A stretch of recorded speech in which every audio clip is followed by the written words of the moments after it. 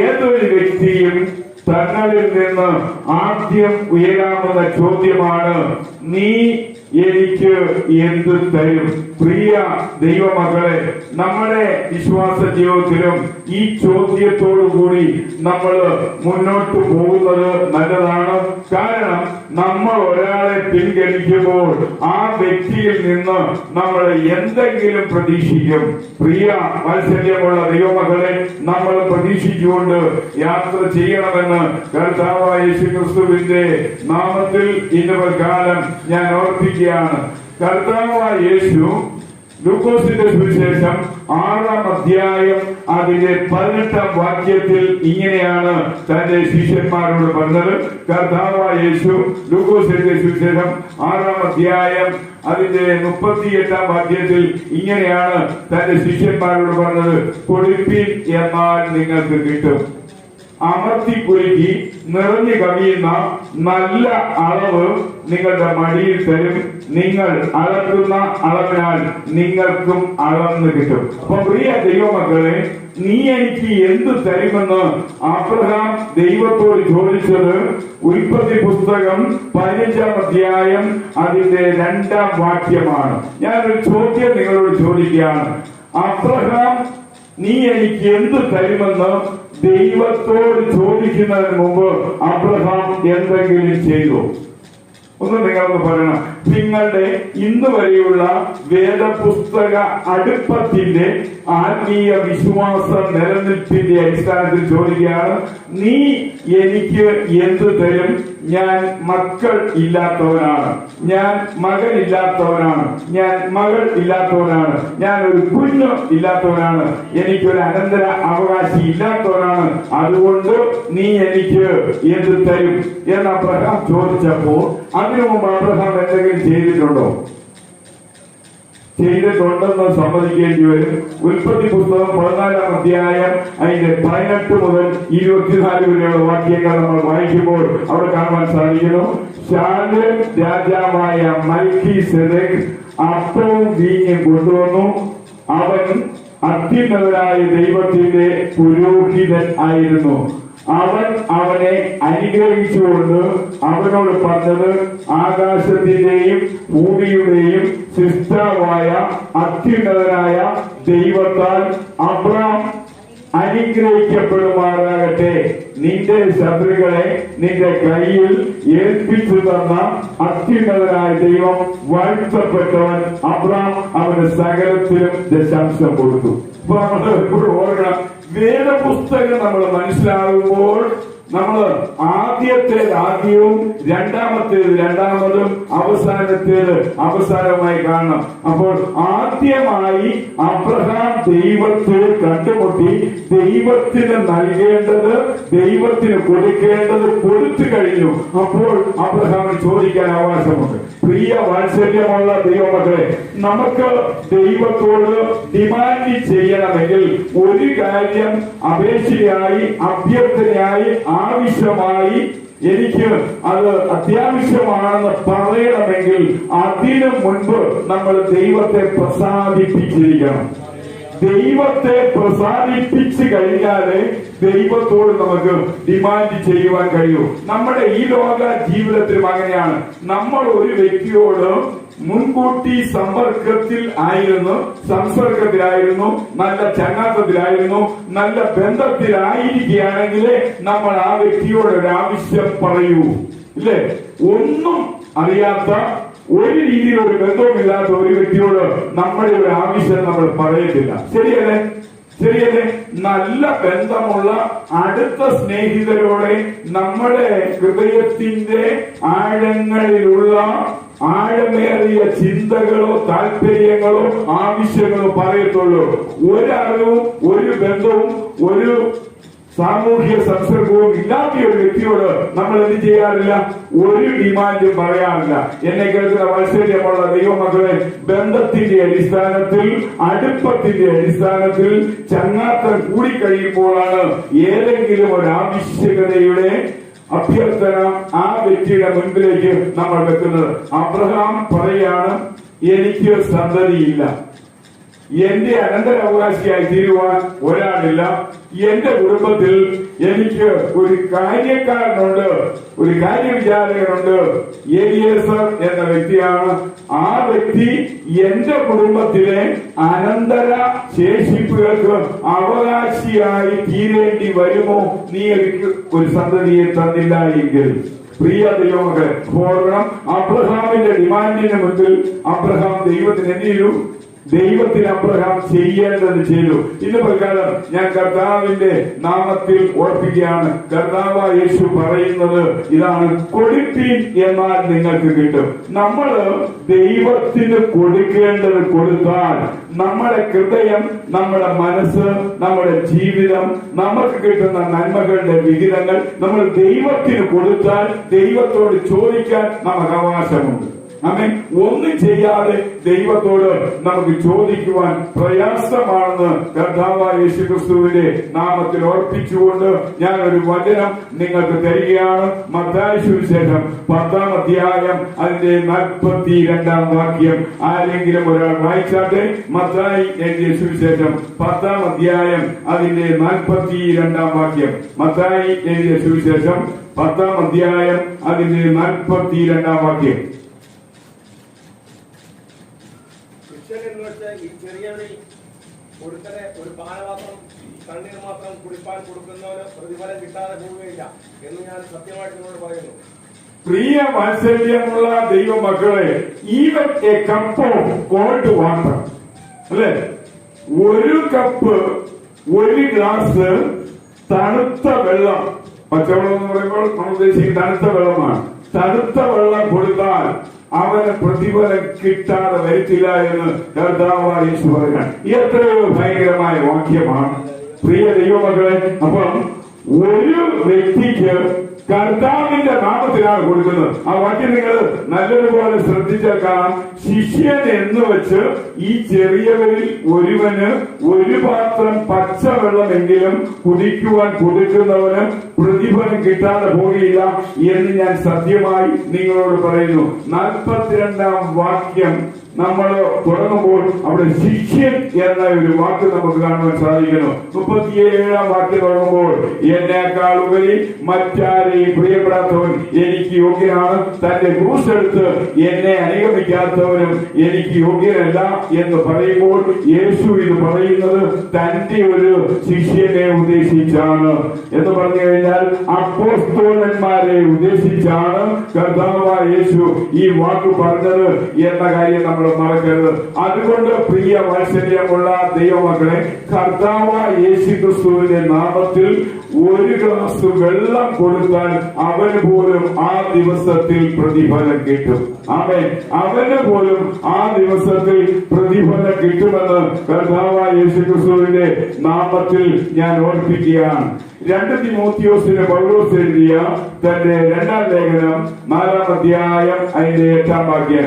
2 തിമോത്തിയോസിന് പൗലോസ് എഴുതിയ തന്റെ 2-ാം ലേഖനം അതിന്റെ 4-ാം അധ്യായം 8-ാം വാക്യത്തിൽ ഇങ്ങനെ പറയുന്നു: ഇനി നീതിയുടെ കിരീടം എനിക്കായി വെച്ചിരിക്കുന്നു, അത് നീതിയുള്ള ന്യായാധിപതിയായ കർത്താവ് ആ ദിവസത്തിൽ എനിക്ക് തരും. ഇനി നിങ്ങൾ ശ്രദ്ധിക്കുക, എനിക്ക് മാത്രമല്ല അവന്റെ പ്രത്യക്ഷതയ്ക്കായി കാക്ഷിച്ച ഏവർക്കും തന്നെ. അപ്പൊ പ്രിയ വാത്സല്യമുള്ള ദൈവമക്കളെ, ഒരു മനുഷ്യന് മാത്രമല്ല പ്രതിഫലം കിട്ടുന്നത്. ആരെല്ലാം ഉണ്ടോ അവർക്കെല്ലാം ഉണ്ട്. അതുകൊണ്ടാണ് പൗലോസ് പറയുന്നത്, ഞാൻ നല്ലതുപോലെ പൊരുതി ഓട്ടം തികച്ചു, വിശ്വാസം കാത്തു, ഇനി നീതിയുടെ കിരീടം എനിക്കായി വെച്ചിരിക്കുന്നു. എനിക്ക് മാത്രമല്ല അത് കിട്ടുന്നത് എന്നെ പോലെ പ്രതീക്ഷ അർപ്പിച്ചിരിക്കുന്ന ഏവർക്കും അത് കിട്ടും. പ്രിയ ദൈവമകളെ, അതുകൊണ്ട് ഞാൻ പറയട്ടെ, ഒരു ഗ്ലാസ് പച്ചവെള്ളം കൊടുക്കുന്നവന് പോലും പ്രതിഫലം കിട്ടുമെന്ന് പറയുമ്പോൾ ഇവിടെ ഒരു തൊഴിലാളി പദം നമുക്ക് കാണാൻ സാധിക്കുന്നതുകൊണ്ട് വേലക്കാരന് കൂലി കിട്ടും, അല്ലെ? വേലക്കാരന് കൂലി കിട്ടും എന്ന് കാണുവാൻ സാധിക്കുന്നു. വേലക്കാരൻ അതിന്റെ കൂലിക്ക് അർഹനാണ് എന്നുള്ള കാര്യം നമ്മൾ മറന്നു പോകാതെ അറിഞ്ഞിരിക്കേണ്ടത് അനിവാര്യമാണെന്ന് കർത്താവായ യേശുക്രിസ്തുവിന്റെ നാമത്തിൽ ഞാൻ ഓർപ്പിക്കുകയാണ്. പ്രിയ ദൈവമക്കളെ, ഇവിടെ അവാർഡ് എന്നൊരു വാക്ക് നമ്മൾ പഠിക്കുമ്പോൾ നമുക്ക് ഓക്സ്ഫോർഡ് ഡിക്ഷണറിയിലൊക്കെ അർത്ഥം കൊടുത്തിരിക്കുന്നതായിട്ട് കാണാൻ സാധിക്കുന്നത് അവാർഡ് എന്ന് പറയുമ്പോൾ അത് പാരിതോഷികം അല്ല, സൗജന്യമായി കൊടുക്കുന്ന ഒന്നല്ല, അത് പ്രൈസാണ്, സമ്മാനം. പ്രിയ വാത്സല്യമുള്ള ദൈവമക്കളെ, മലയാളത്തിൽ സമ്മാനദാന ചടങ്ങ് എന്ന ഒരു ശൈലി നമുക്ക് നമ്മുടെ നാട്ടിൽ കാണുവാനും കേൾക്കുവാനും അറിയുവാനും എല്ലാം കഴിഞ്ഞിട്ടുണ്ട്. ആ സമ്മാനദാന ചടങ്ങിൽ എന്ത് കിട്ടുമെന്നാണ് പറഞ്ഞിരിക്കുന്നത്? നിനക്ക് വേണ്ടി ഒരെണ്ണമുണ്ട്.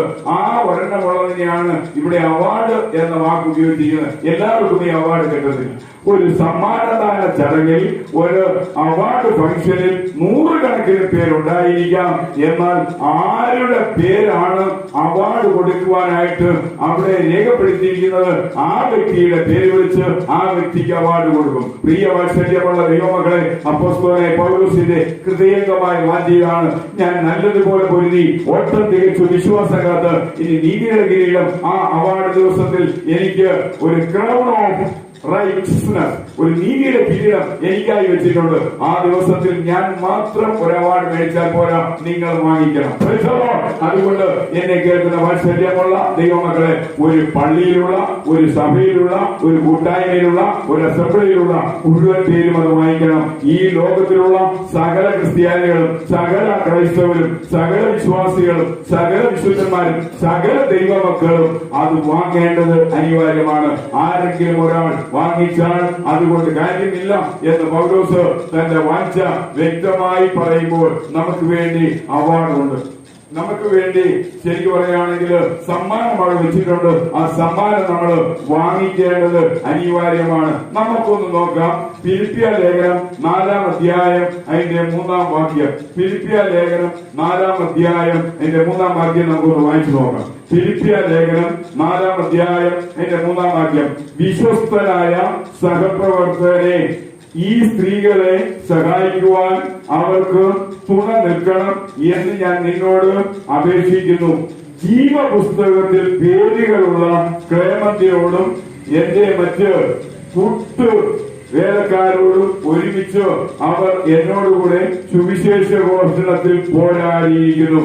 ജീവപുസ്തകത്തിൽ പേരുകൾ ഉള്ള ക്ലേമന്ത് എന്ന് പറയുകയാണ്. പ്രിയ വാത്സല്യമുള്ള ദൈവമക്കളെ, അപ്പം ചില വ്യക്തികളുടെ കാര്യം ദൈവത്തിന്റെ ആത്മാവും ദൈവദാസന്മാർക്ക് വെളിപ്പെടുത്തി കൊടുത്തിട്ടുണ്ട്. പൗലോസ് അപ്പോസ്തലന് അങ്ങനെ കിട്ടിയ ദർശനമാണ് ഈ ക്ലേമന്ത് എന്ന വ്യക്തിയുടെ പേര്. ആ വ്യക്തിയുടെ പേര് ജീവപുസ്തകത്തിലുണ്ട്. പള്ളിയുടെ രജിസ്റ്ററിലുള്ള പേരുകൾ പള്ളിയിലെ പട്ടക്കാരനോ അവിടുത്തെ പാസ്റ്റർമാർക്കോ അവിടുത്തെ വിശ്വാസികൾക്കോ കാണുവാനും നോക്കുവാനും അറിയുവാനും കഴിയും. സ്വർഗത്തിലുള്ള ജീവപുസ്തകത്തിൽ ആരുടെയെല്ലാം പേരുണ്ടെന്ന് അറിയുവാൻ ഈ ഭൂമിയിൽ ഒരു മാർഗവുമില്ല. എന്നാൽ ഒരു മാർഗം പൗലോസിന് ദൈവം വെളിപ്പെടുത്തി കൊടുത്താണ്. എന്നെ കേൾക്കുന്ന പ്രിയ വാത്സല്യമുള്ള ദൈവമകളെ, ജീവപുസ്തകത്തിൽ പേരുകൾ ഉള്ളവരെ അവിടെ എത്തിച്ചേരുകയുള്ളൂ. അവർക്ക് മാത്രമേ അവാർഡ് കിട്ടുകയുള്ളൂ. ആർക്കും അവാർഡ് കിട്ടത്തില്ല. കാരണം വിജയം വരിച്ചവരുടെ ലിസ്റ്റ്, അതിന്റെ സംഘാടകൻ, അതിനുവേണ്ടി നിയമിക്കപ്പെട്ട പ്രധാന വ്യക്തി അവിടെ വായിക്കുമ്പോൾ അത് നേരത്തെ ക്രമീകരിച്ചു വെച്ചതാണ്.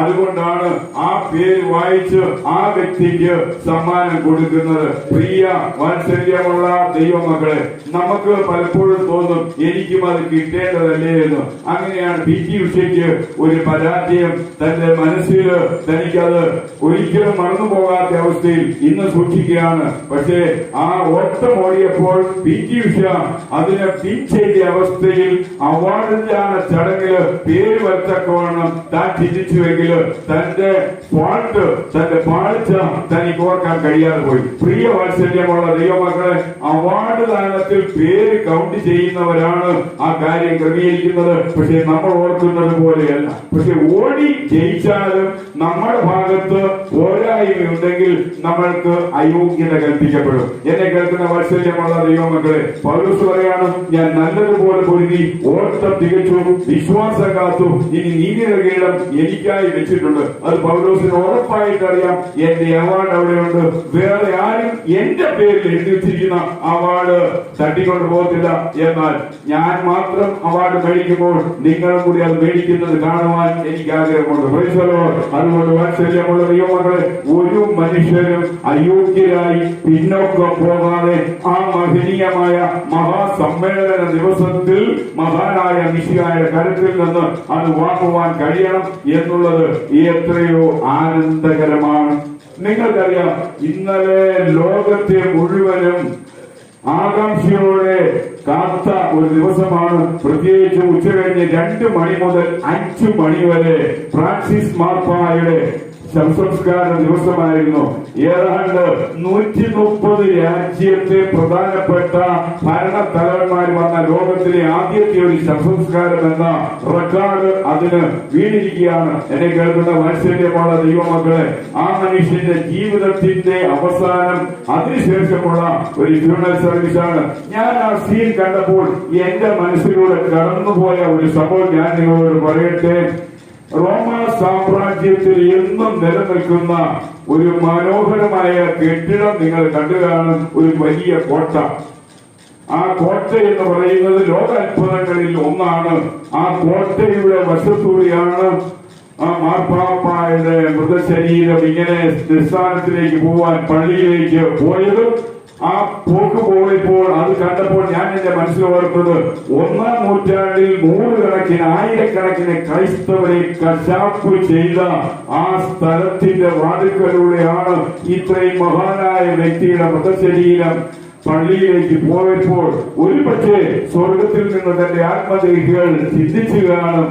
അനേകായിരങ്ങളുടെ രക്തം ചൊരിഞ്ഞ സ്ഥലത്തിനടുക്കലൂടെ മഹാപുണ്യനായ ഒരു മനുഷ്യനെ കടന്നു പോകുന്ന ഒരു കാഴ്ച നമ്മൾ പലപ്പോഴും ചിന്തിക്കണം. നമ്മുടെ ജീവിതത്തിൽ പ്രിയ ദൈവമക്കളെ, നമുക്ക് ദൈവം വെച്ചിരിക്കുന്നത് എത്രയോ മഹനീയമായ കാര്യമാണ്, എത്രയോ ശ്രേഷ്ഠകരമായ കാര്യമാണ്. നല്ലൊരു ജീവിതം ജീവിച്ചാൽ നമുക്ക് നല്ലത് പലതും പ്രതീക്ഷിക്കുവാൻ കഴിയും. നല്ല ജീവിതം നയിച്ചില്ല എങ്കിൽ നല്ലത് നമുക്ക് പ്രതീക്ഷിക്കുവാനായിട്ട് കഴിയത്തില്ല എന്ന് കർത്താവായ യേശുക്രിസ്തുവിന്റെ നാമത്തിൽ ഓർപ്പിക്കുകയാണ്. അതുകൊണ്ട് ജീവപുസ്തകത്തിൽ പേരുള്ള ക്ലേമന്തിന് ആ ദിവസത്തിൽ അവാർഡ് കിട്ടും. ആമേൻ. അത് പൗലോസിന്റെ വെളിപ്പാടെങ്കിൽ പൗലോസിന് അത് ഉറപ്പാണെന്ന് പൗലോസിന്റെ അറിയാം. പൗലോസ് പറയാണ്, നിങ്ങൾക്കും അത് കിട്ടും. ആമേൻ. അതുകൊണ്ട് ഒരു വ്യക്തിയും ആ അവാർഡ് ദാന ചടങ്ങില് പരാജിതനായി ആ അവാർഡ് കിട്ടാത്ത അവസ്ഥയിലേക്ക് അയോഗ്യനായി പോകാതിരിക്കണമെന്നുള്ള പൗലോസിന്റെ ആത്മീയ വാഞ്ച നമ്മുടെ ജീവിതത്തിൽ നമ്മൾ ഉൾക്കൊള്ളണമെന്ന് കർത്താവായ യേശുക്രിസ്തുവിന്റെ നാമത്തിൽ ഞാൻ ഓർപ്പിക്കുകയാണ്. പ്രിയ വാത്സല്യമുള്ള ദൈവമക്കളെ, ഇവിടെ നമ്മൾ ചിന്തിക്കുകയാണെങ്കിൽ ബുക്ക് ഓഫ് അവാർഡ്, ആ അവാർഡ് കൊടുക്കുന്ന കാര്യങ്ങൾ ആരുടെ പേരുകളിലാണോ അവരുടെ പേരുകൾ എഴുതിയ ഒരു ബുക്കുണ്ട്. പ്രിയ വാത്സല്യമുള്ള ദൈവമക്കളെ, ആ ബുക്കിൽ നമ്മുടെ പേര് ചേർക്കപ്പെടട്ടെ. ആമേൻ. അത് പ്രതിഫലം കൊടുക്കുവാൻ, സമ്മാനം കൊടുക്കുവാനായിട്ട് ഉള്ള സമയത്ത് മാത്രമേ ആ പുസ്തകം തുറക്കത്തുള്ളൂ, ആ പുസ്തകം തുറന്ന് പേര് വായിക്കത്തുള്ളൂ. അതുകൊണ്ട് ഞാൻ കർത്താവിന്റെ നാമത്തിൽ പറയട്ടെ, നമ്മുടെ പേരുകൾ ജീവപുസ്തകത്തിൽ മാത്രം കണ്ടാൽ പോരാ, അവാർഡ് ദാന ചടങ്ങിൽ അവാർഡിന് അർഹരായവരുടെ പേരുകൾ എഴുതിയിരിക്കുന്ന പുസ്തകത്തിലും നമ്മുടെ പേരുകൾ വരട്ടെ. അങ്ങനെ വരണമെങ്കിൽ നമ്മൾ ഈ നാളുകളിൽ അതിനനുസൃതമായ ഒരു നല്ല ജീവിതം നയിക്കണമെന്ന് കർത്താവായ യേശുക്രിസ്തുവിന്റെ നാമത്തിൽ ഞാൻ ഓർപ്പിക്കുകയാണ്. 1 കൊരിന്ത്യർ ലേഖനം 9-ാം അധ്യായം അതിന്റെ 25 മുതൽ 27 വരെയുള്ള വാക്യങ്ങൾ നമ്മൾ വായിക്കുമ്പോൾ, 1 കൊരിന്ത്യർ ലേഖനം 9-ാം അധ്യായം അതിന്റെ 24 മുതൽ 27 വരെയുള്ള വാക്യങ്ങൾ വായിക്കുമ്പോൾ, ഓട്ടക്കളത്തിൽ എല്ലാ ഓട്ടക്കാരും ഓടുന്നുവെങ്കിലും ഒരുവൻ മാത്രമേ സമ്മാനം നേടുന്നുള്ളൂ എന്ന് നിങ്ങൾ അറിയുന്നില്ലയോ? നിങ്ങളും സമ്മാനം നേടുവാൻ തക്കവണ്ണം ഓടുവീൻ. ഹല്ലേലൂയ. അതുകൊണ്ട് ഈ ശബ്ദത്തിൽ കേൾക്കുന്ന ദൈവമക്കളോട് ദൈവനാമത്തിൽ ഈ വിശുദ്ധ ഞായറാഴ്ച പൽക്കാലം എനിക്ക് ഓർപ്പിക്കാനുള്ളത്, ഒരാൾ മാത്രമേ ലോകപ്രകാരമുള്ള ഒരു ഓട്ട മത്സരത്തിൽ 1-ാം സ്ഥാനത്തെത്തി വിജയിയായി പ്രതിഫലം വാങ്ങിക്കത്തുള്ളൂ, സമ്മാനം വാങ്ങിക്കത്തുള്ളൂ. എന്നാൽ ഒരു ക്രൈസ്തവ സഭ എന്ന് പറയുമ്പോൾ അതിലുള്ളവർ മുഴുവനും സമ്മാനാർഹരായി തീരണമെന്ന് കർത്താവായ യേശുക്രിസ്തുവിന്റെ നാമത്തിൽ ഞാൻ ഓർക്കുകയാണ്. നമ്മൾ ആരും അതിനകത്ത് പുറകോട്ട് പോകാൻ പാടില്ല. ആ ഓടുന്ന ഓട്ടക്കാരനെ കുറിച്ച് അതിന്റെ 25-ാം വാക്യം, മത്സരിക്കുന്ന ഓരോരുത്തരും സകല കാര്യങ്ങളിലും ആത്മനിയന്ത്രണം അഭ്യസിക്കുന്നു. അവർ വാടുന്ന കിരീടം നേടുന്നു, നാം ആകട്ടെ വാടാത്ത കിരീടം നേടുന്നു. ഈ 25-ാം വാക്യത്തിൽ ഓടുന്ന ഒരു അത്ലറ്റ്, ആ മനുഷ്യൻ എന്ത് ചെയ്യണമെന്നറിയാമോ? കാര്യങ്ങളിൽ, സകല കാര്യങ്ങളിലും ആത്മനിയന്ത്രണം അഭ്യസിക്കണം എന്ന് പറഞ്ഞു കഴിഞ്ഞാൽ ആ ഓട്ടത്തിന് തടസ്സം വരുന്ന വസ്ത്രങ്ങൾ ധരിക്കാൻ പാടില്ല. ആ ഓട്ടത്തിന് എതിരാകാമെന്ന് തന്റെ അവസ്ഥയിലേക്ക് തന്റെ ശരീരം മറിയാമെന്ന രീതിയിലുള്ള ഭക്ഷണ പദാർത്ഥങ്ങളൊന്നും ആ വ്യക്തി സ്വീകരിക്കാൻ പാടില്ല. അപ്പം ആഹാരത്തെ നിയന്ത്രിക്കണം, വസ്ത്രത്തെ നിയന്ത്രിക്കണം. ഈ രണ്ട് കാര്യത്തെ ഉറപ്പിക്കാൻ മൂന്നാമതൊരു കാര്യം കൂടെ അവിടെയുണ്ട്, പരിശീലിച്ചുകൊണ്ടേയിരിക്കണം. പ്രിയ ദൈവമക്കളെ, ആഹാരം നിയന്ത്രിക്കണം, വസ്ത്രം നിയന്ത്രിക്കണം, മൂന്നാമത് ശരീരത്തിന് ആവശ്യമായ പരിശീലനവും കൊടുക്കണം. നമ്മുടെ ക്രൈസ്തവ ആത്മീയ വിശ്വാസ ജീവിതത്തിലും അങ്ങനെയാണ്. നമ്മൾ ദൈവവചനം എന്ന ആത്മാവിന്റെ ആ പോഷകാഹാരം വേണ്ടുവോളം കഴിച്ചുകൊണ്ടിരിക്കണം. ആമേൻ. അപ്പോസ്തലനായ പത്രോസ് പറയുന്നത്, ഇപ്പോൾ ജനിച്ച ശിശുക്കളെ പോലെ രക്ഷയ്ക്കായി വളരുവാൻ വചനം എന്ന മായമില്ലാത്ത പാല് കുടിപ്പാൻ വാഞ്ചിപ്പിൻ. അപ്പൊ പ്രിയ ദൈവമക്കളെ, മായമുള്ള പാലുണ്ട്, മായമില്ലാത്ത പാലുണ്ട്. പോഷകാഹാരമുള്ള ആഹാരമുണ്ട്, പോഷകാഹാരമില്ലാത്ത ആഹാരമുണ്ട്. അതുകൊണ്ട് ഞാൻ പറയട്ടെ, ആരാണ് നമുക്ക് ആഹാരം തരുന്നത്? ആ തരുന്ന വ്യക്തി പ്രധാനപ്പെട്ട വ്യക്തിയാണ്. ആ വ്യക്തി തരുന്ന ആഹാരത്തിന്റെ ഗുണമുണ്ട്, നിലവാരമുണ്ട്. അതിന്റെ ഒത്തിരി അളവിനല്ല പ്രസക്തി, അതിന്റെ ഗുണത്തിനാണ് പ്രസക്തി. പ്രിയ വാത്സല്യമുള്ള ദൈവമക്കളെ, കൊച്ചു പിള്ളേര് ഒരുമാതിരി വളർച്ച പ്രാപിച്ച അവസ്ഥയിലേക്ക് വരുന്നതിന് മുമ്പ് ആ പിള്ളേർക്ക് ആഹാര പദാർത്ഥങ്ങൾ ചെറുതായിട്ടുള്ള രീതിയിൽ ജലാംശവുമായി ചേർന്ന് കഴിക്കത്തക്കവണ്ണമുള്ള വ്യവസ്ഥ വരുമ്പോൾ അങ്ങനെയുള്ള കുഞ്ഞുങ്ങൾക്ക് ഏത്തയ്ക്ക വറുത്ത് പൊടിച്ച് അത് പാലിൽ കലക്കി കുറുക്കിയൊക്കെ കുഞ്ഞുങ്ങൾക്ക് കൊടുക്കും. അത് നല്ല പോഷകാഹാരമാണ്. പ്രിയ ദൈവമക്കളെ, ഇതേപോലെയുള്ള ഒത്തിരി കാര്യങ്ങൾ അങ്ങനെ കുഞ്ഞുങ്ങൾക്ക് കൊടുക്കാറുണ്ട്. ചെറുപയർ ഉണക്കി പൊടിച്ച് പാലിൽ ചായച്ച് കുഞ്ഞുങ്ങൾക്ക് കൊടുക്കാറുണ്ട്. അതെല്ലാം നല്ല പോഷകാഹാരമാണ്. അപ്പൊ അവർക്ക് അത് പുഴുങ്ങി തിന്നാൻ പ്രയാസമാണ്. ചെറുപയർ പുഴുങ്ങി തിന്നാനോ ഏത്തയ്ക്ക പുഴുങ്ങി തിന്നാനോ അവർക്ക് ദഹിക്കുന്നില്ല. അതുകൊണ്ട് അതിനെ വറുത്ത് പൊടിച്ച് അല്പം എടുത്ത് പാലിൽ ചാലിച്ച് കുഞ്ഞുങ്ങൾക്ക് കൊടുത്താൽ അത് പോഷകാഹാരമാണ്. അങ്ങനെയൊക്കെ കൊടുത്താൽ അവർക്ക് ബുദ്ധിമണ്ഡലപരമായിട്ട് ഒരുമാതിരി വളർച്ച ഉണ്ടാകും.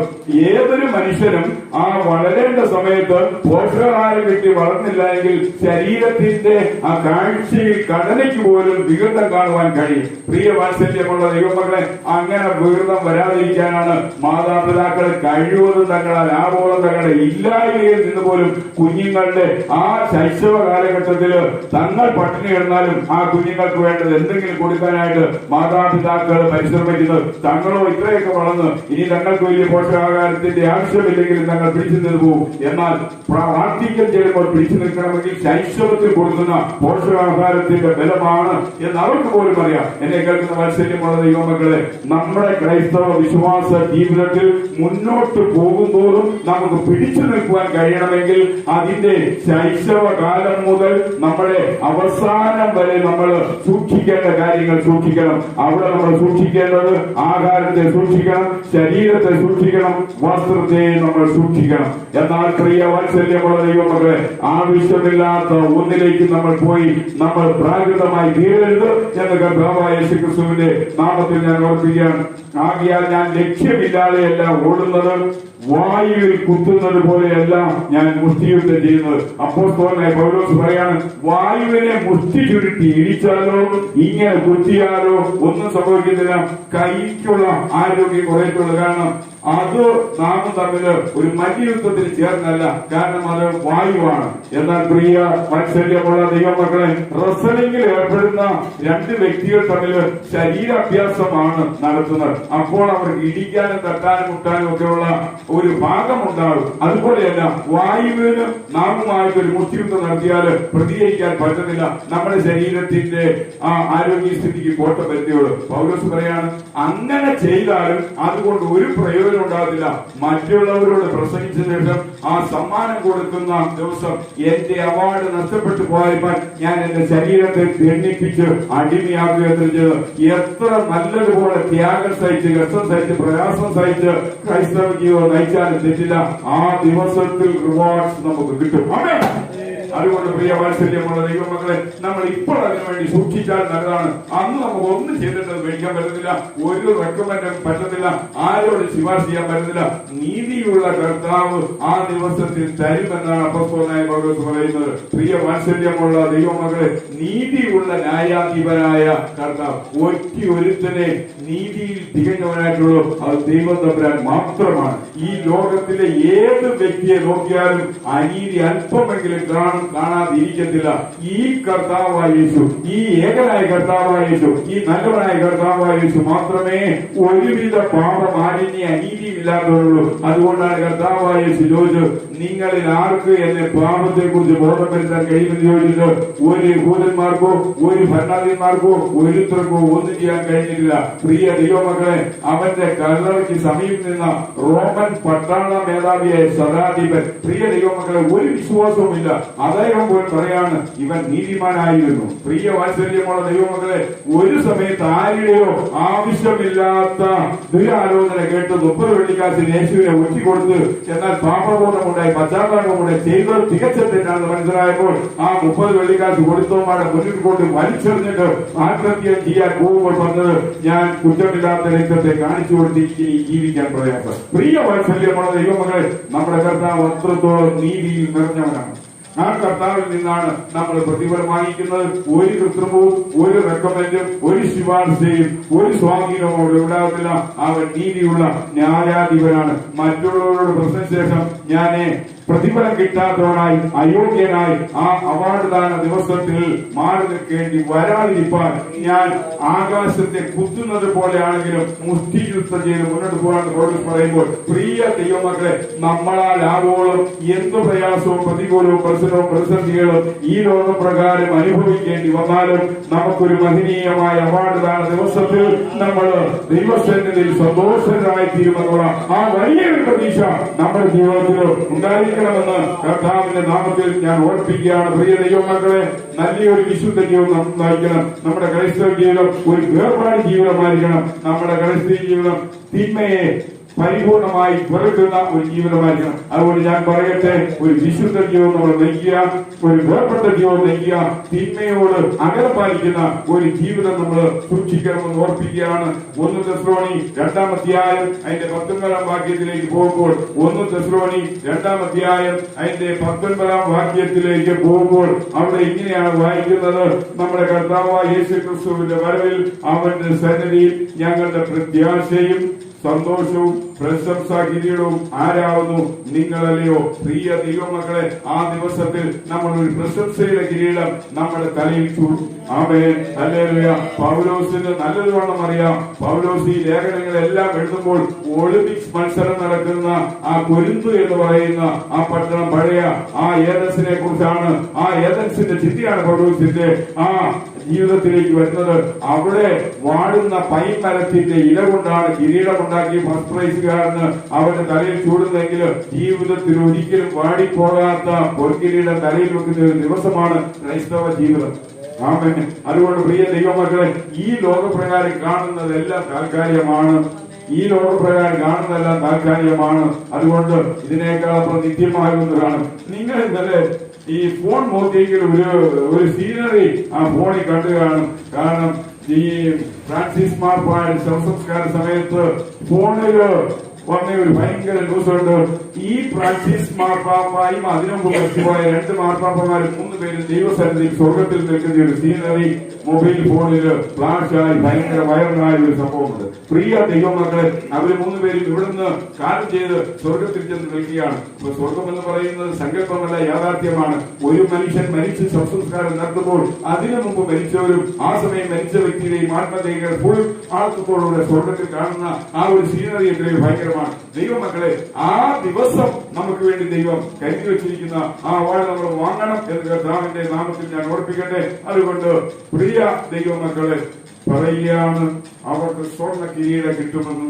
2 തിമോഥെയോസ് 4:8 പൗലോസ് പറയുന്ന പോലെ ക്രൗൺ ഓഫ് റൈറ്റ്സസ്നെസ്, നീതിയുടെ കിരീടം ആ ദിവസം കിട്ടുമെന്ന് പറയുന്നു. യാക്കോബ് 1:12 ക്രൗൺ ഓഫ് ലൈഫ്, ജീവന്റെ കിരീടം കിട്ടുമെന്ന് പറയുന്നു. 1 പത്രോസ് 5:4 ക്രൗൺ ഓഫ് ഗ്ലോറി, മഹത്വത്തിന്റെ കിരീടം കിട്ടും. നമ്മളവിടെ ചെല്ലുമ്പോൾ 1 അല്ല 2 അല്ല 3 അല്ല 4 അല്ല 5 അല്ല ഏതാണ്ട് 6 കിരീടങ്ങളായിരിക്കും ഒന്നിനു മുകളിൽ ഒന്നായി നമ്മുടെ സ്ഥിരകളിൽ ചൂടി നമ്മളവിടെ നിൽക്കുമ്പോൾ പ്രിയ വാത്സല്യമുള്ള ദൈവമക്കള് എത്രയോ മഹനീയമായിരിക്കും, എത്രയോ ആനന്ദകരമായിരിക്കും, എത്രയോ തേജസ്സുള്ളതായിരിക്കും. ഒരു ദൈവദാസൻ ഒരിക്കലും പ്രസംഗിച്ചപ്പോൾ ഇങ്ങനെ പറഞ്ഞു, നല്ലതുപോലെ പല അടുക്ക് തട്ടികളായിട്ട് മുടി കെട്ടുന്ന സ്ത്രീകൾ നമ്മുടെ ലോകത്തിലുണ്ട്. എന്നാൽ അവരുടെ മുടിക്കെട്ടെല്ലാം പുറകോട്ടാണ്. ചിലരുടെ മുടിക്കെട്ട് മാത്രമേ മോളി വരുള്ളൂ. എന്നാലും അതിനൊരു വൃത്തി കാണത്തില്ല, അത് വികൃതമായിരിക്കും. എന്നാൽ ആ ദിവസം അതിനെയെല്ലാം വെല്ലുന്ന രീതിയിലായിരിക്കും ഒന്നിനു പുറകെ ഒന്നൊന്നായി 6 വ്യത്യസ്ത നിറങ്ങളിൽ 6 വ്യത്യസ്ത അലങ്കാര വർണ്ണനയോടുകൂടി 6 കിരീടങ്ങൾ നെറ്റി മുതൽ മുകളിലോട്ട് വയ്ക്കുമ്പോൾ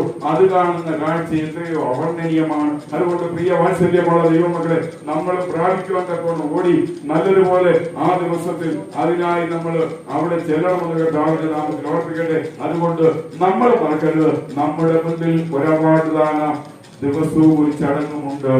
ആ അവാർഡ് ദാന ദിവസത്തിൽ നമ്മുടെ പേര് കൂടി വായിച്ച് ഒരു അവാർഡ് നമ്മുടെ ശിരസിലേക്ക് ചൂടുവാൻ നമ്മുടെ കർത്താവ് മുന്നോട്ട് അതിനുള്ള ക്രമീകരണം ചെയ്യുമ്പോൾ അത് നമ്മുടെ ശിരസായിരിക്കണമേ എന്ന് നിങ്ങൾ പ്രാർത്ഥിക്കണം. പ്രിയ ദൈവമക്കളെ, അന്ന് ആ അവാർഡ് ചൂടുവാൻ, ആ അവാർഡ് വെക്കുവാൻ ദൈവത്തിന്റെ പേര് വിളിക്കുമ്പോൾ എന്റെ പേരും അതിൽ കണ്ട് എന്റെ ശിരസിലും ഒരു അവാർഡ്, ഒരു കിരീടം ചൂടപ്പെടുവാൻ കർത്താവിനാൽ സഹായിക്കട്ടെ എന്ന് നമ്മൾ ദൈവസേനയിൽ ആഗ്രഹിക്കണം. അതുകൊണ്ട് വാത്സല്യമുള്ള ദൈവമക്കളെ, അബ്രഹാം ചോദിക്കുകയാണ്, ഞാൻ നിന്നെ അനുഗമിച്ചു, നീ എനിക്ക് എന്ത് തരും?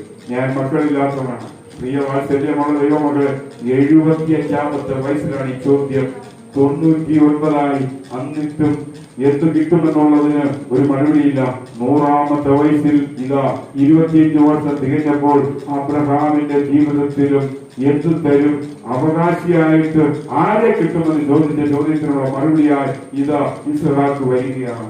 പ്രിയ വാത്സല്യമുള്ള ദൈവമക്കളെ, നമ്മുടെ ക്രൈസ്തവ ജീവിതം അല്പം കാത്തിരിക്കേണ്ടതാണ്, അല്പം മുന്നോട്ട് പോകേണ്ടതാണ്. പെട്ടെന്ന് നമുക്കെല്ലാം കിട്ടിയെന്ന് വരത്തില്ല. നമ്മൾ ക്ഷമയോടെ കാത്തിരിക്കണം. 25 വർഷം അബ്രഹാം ഒരു അവാർഡിന് വേണ്ടി കാത്തിരുന്നുവെങ്കിൽ, ഒരു പ്രതിഫലത്തിന് വേണ്ടി കാത്തിരുന്നുവെങ്കിൽ, ഒരു പാരിതോഷികത്തിന് വേണ്ടി കാത്തിരുന്നുവെങ്കിൽ, ഒരു സമ്മാനത്തിന് വേണ്ടി, ഒരു പ്രൈസിന് വേണ്ടി കാത്തിരുന്നുവെങ്കിൽ, നമ്മുടെ ജീവിതത്തിലും നമ്മൾ അങ്ങനെ ക്ഷമയോടെ കാത്തിരുന്ന് മുന്നോട്ട് പോയാൽ നമുക്ക് നന്നായിരിക്കും. ആ അവാർഡ് ദിന ദിവസത്തിൽ നമ്മുടെ പേരിൽ ഒരു കിരീടം ചാർത്തുവാൻ വിളിക്കുന്ന ആ ഒരു വിളിപ്പേരിൽ ഉണ്ടാകട്ടെ എന്ന് നമുക്ക് ദൈവസേനയിൽ ആഗ്രഹിച്ച് പ്രാർത്ഥിച്ച് അതിന് തക്കവണ്ണമുള്ള ഒരു നിലവാരം കൂടിയ ജീവിതം മുന്നോട്ടിലേക്ക് പോകാൻ സഹായിക്കട്ടെ. ആമേൻ.